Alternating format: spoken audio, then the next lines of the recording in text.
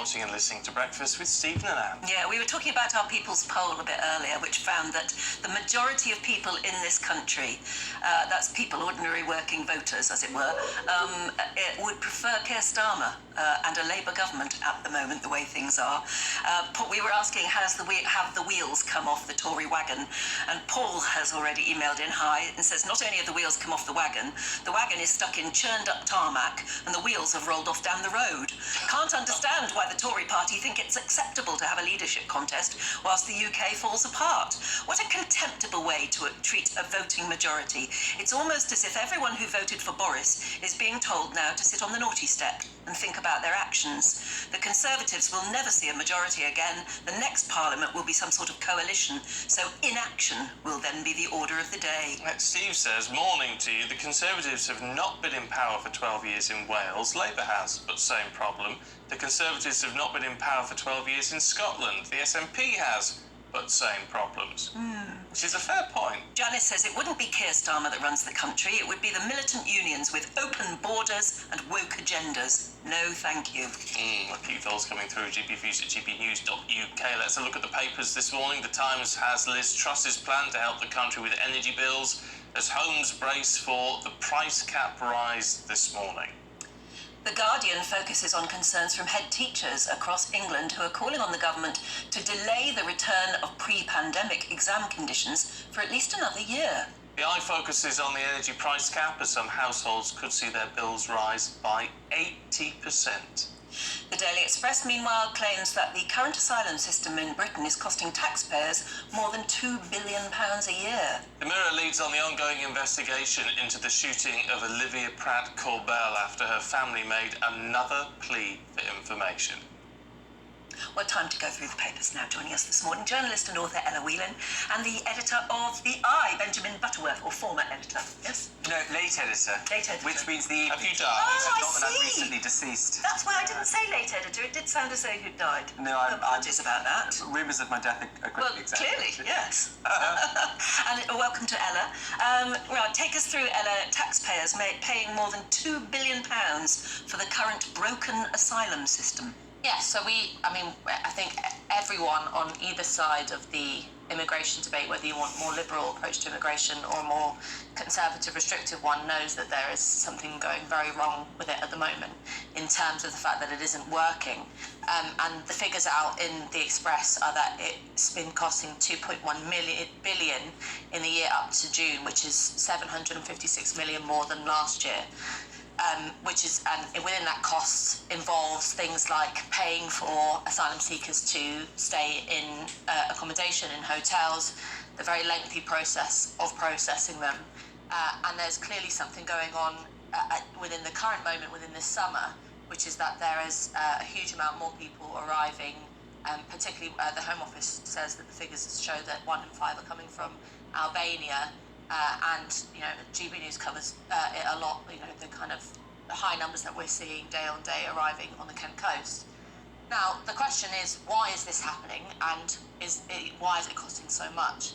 And there's kind of two sides to this. One is that there is a significant number of people arriving, and you might say that in particular kind of people traffickers based in Albania might be taking advantage of the fact that the British government is in somewhat of disarray at the moment, that there's no one really dealing with any kind of serious immigration policy. There's no, the Rwanda policy, for example, is up in the air, and so there might be a flurry happening at the moment. But it's also the case that there's a more long-term problem of the asylum system itself not working. So Alt Mehmet, who's often a guest on GBNEWS, and I'm often on with him, clashing with him, because he wants a more restrictive approach to immigration, points out here, is quoted in the Express, that part of the problem is that it takes years to process, can take years to process an asylum request. Why? And on that, I completely agree. Why? And it's pretty much down to incompetence within the Home Office. We know that, for example, with something like the Windrush scandal, so much of it was down to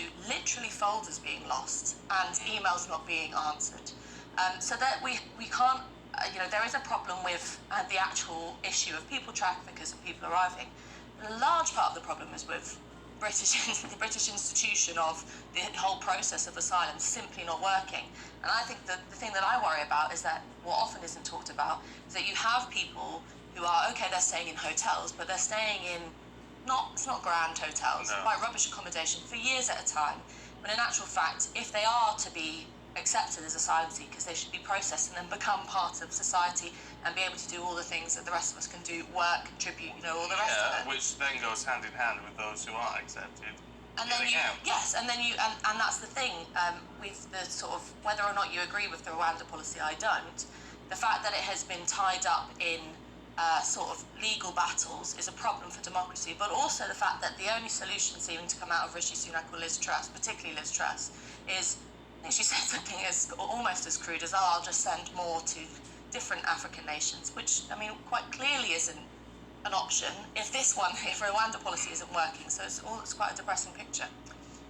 Yes, isn't it just? Friday morning. Something definitely needs to be done. In the midst of dealing with all that and that huge bill, Benjamin, we're all facing up to about an 80% increase in our energy bills. Should get the news in 14 minutes or so. Yeah, this is the iNewspaper's front page, and it's that the energy cap, and of course we already expected this, but it is really expected to go to £3,500 for the average household. Now, to put that in context, the average at the moment is apparently £1,971. So this is a really incredible increase. And apparently they, Ofgem, the body that monitors this, tried desperately to stop it rising so much, but there wasn't much they could do. In fact, apparently we were paying £10,000 per megawatt to a Belgian firm, which is a record amount. I'm not sure how far a megawatt goes, but apparently it's an incredible amount of money to be paying for it.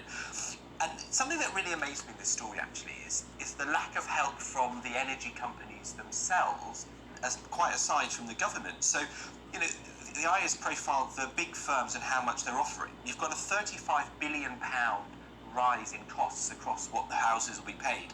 And the big energy firms have put up £40 million in help or discounts for their customers. British Gas, the biggest firm, has a £25 million package. Well, that's barely what they made in profits in the last couple of months. And that's where there's the disparity, isn't there? Because British Gas, the energy suppliers aren't making huge profits. It's the energy producers that they buy the energy from. True, but they're still making very decent profits, and actually in most cases, whether the UK arm or the broader arm, like Centrica, the company that owns British Gas, Centrica made billions, I think £9 billion of profit.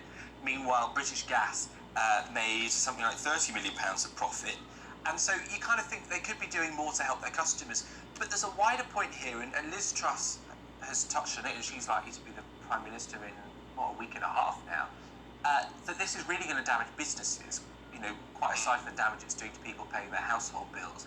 And when you start to see businesses going under, restaurants and hospitality in particular, well, then you have a knock-on effect that means that the low unemployment that we see, the saving grace of the last couple of years in our economic experience, is likely to also go in the complete opposite direction, and probably quite quickly. Well, interestingly, we've probably just got time to do it, that Liz Truss is now talking about ending the ban on fracking, because she's committed now to energy saving and to becoming what she called a dynamo of energy security. Yeah, and of all of Liz Truss's, Liz Truss and Rishi Sunak are both guilty of sort of like putting on a blindfold and picking a policy out of a hat, it feels like at the moment with these announcements.